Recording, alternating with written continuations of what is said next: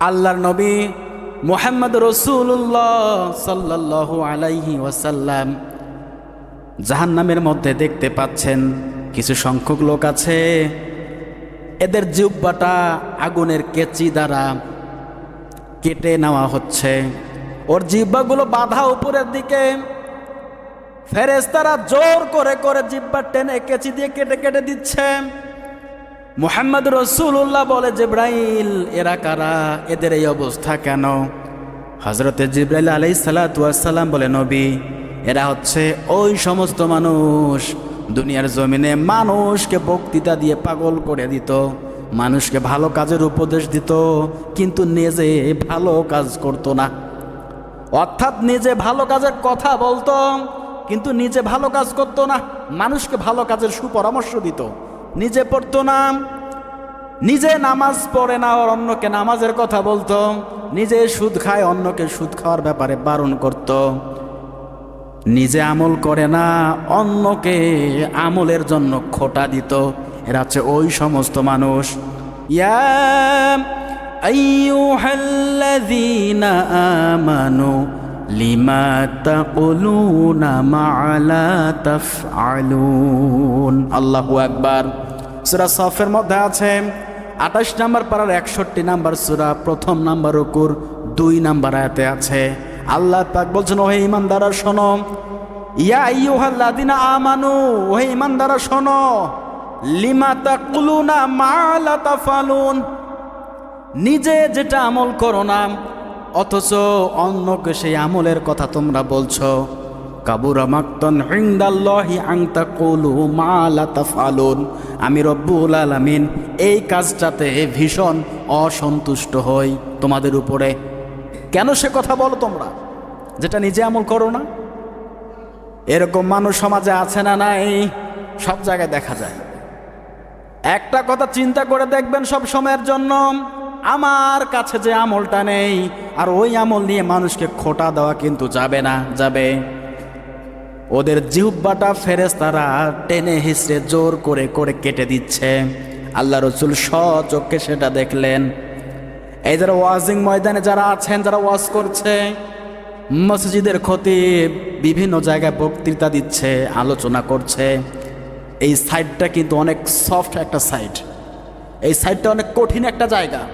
আমি মাঝে মাঝে মনে করি খতিবের দায়িত্ব ছেড়ে দেব, সাধারণ ব্যবসা বাণিজ্য কর্ম করে খাবো, কারণ এমন এমন একগুলো কথা বলি ওটা আমার নিজেরই আমলের মধ্যে পড়ে না। এখন না বললে তো হয়ও না, কথা বলেন ঠিক কিনা? আপনি চাইলেও আমল করতে পারছেন না। আমি তো নিজেই সুদের পক্ষে কথা বলছি, নিজেই সুদের সাথে আমি জড়িত, টুপিটা থেকে মোজা পর্যন্ত সুদে ভরপুর। আমি তো সুদের বাইরে নেই, তা আপনাকে সুদ থেকে বাঁচতে বলবো কিভাবে? আমি চাইলেও সুদের বিরুদ্ধে বা সুদের বাইরে আসতে পারছি না, আর আপনাকে সুদের বয়ান করব কেমন করে বলেন? বাংলাদেশ যতক্ষণ না পর্যন্ত যাকাত ভিত্তিক ইসলাম কায়েম না হবে, বাংলাদেশ থেকে ততক্ষণ পর্যন্ত সুদ সুদই থাকবে। এই সুদকে কখনো বিদায় দেওয়া সম্ভব হবে না। কথা বলেন ঠিক কিনা? আপনি বিদায় দিতে পারবেন না। মনে করেন হুজুর আমার এনজিও থেকে লোন উঠানো নাই, কোনো ব্যাংক থেকে আমি লোন উঠাই না, আমি সুদের সঙ্গে জড়িত নাই। সুদ যে দেয়, সুদ যে নেয় আর সুদের যে সাক্ষী থাকে এরা সমান অপরাধী। আপনি জানেন ওই লোকটা ব্যবসা করছে, ব্যাংক থেকে লোন নিয়ে ব্যবসা করছে, ওর দোকান থেকে আপনি জিনিস ক্রয় করলেন, তাহলে কি হয়ে গেল ওটা?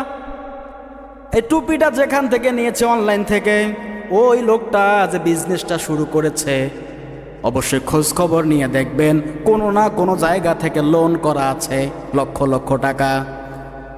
আপনি সুদের বাইরে কিভাবে? সুদের বাইরে চাইলেও কেউ যাইতে পারবে না। এখন যদি ফেরেশতা এসব বসবাস করতে চায় বাংলার জমিনে, ডাইরেক্ট ইনডাইরেক্ট হোক, ওই ফেরেশতাও সুদের বাইরে যাইতে পারবে না, সুদ খাওয়া লাগবে, উপায় নেই। কারণ বাংলার জমিনে ইসলাম, যাকাত ভিত্তিক ইসলাম এখনো প্রতিষ্ঠা হয় নাই। কথা বলেন ঠিক কিনা? আল্লাহর নবী বলেন ওরা হচ্ছে ওই সমস্ত মানুষ দুনিয়ার জমিনে নিজে আমল করতো না অথচ অন্যকে আমলের কথা বলতো। এই কারণে আল্লাহ পাক রব্বুল আলামিন ফেরেশতাদেরকে দিয়ে ওদের জিহ্বাটা কেচি দিয়ে কেটে কেটে দিচ্ছে। বলেন নাউজুবিল্লাহ। মিলিয়ে নেন, সূরা সফের 2 নম্বর আয়াত। সম্মানিত হাজিরিন, মিরাজের রাত্রিতে আল্লাহর নবী 3টা শাস্তির বর্ণনা দিচ্ছেন। কয়টা? 3টা শাস্তির বর্ণনা। এখন আমাদের সাথে মিলিয়ে নেই, এই 3টা পাপ, এইগুলো পাপ আমাদের জীবনে আছে না নাই? অবশ্যই আছে। এতিমদের ধন সম্পদ আত্মসাৎ করে খাচ্ছি, অজান্তেই জমি ফাঁকি দিয়ে মেরে খাচ্ছি।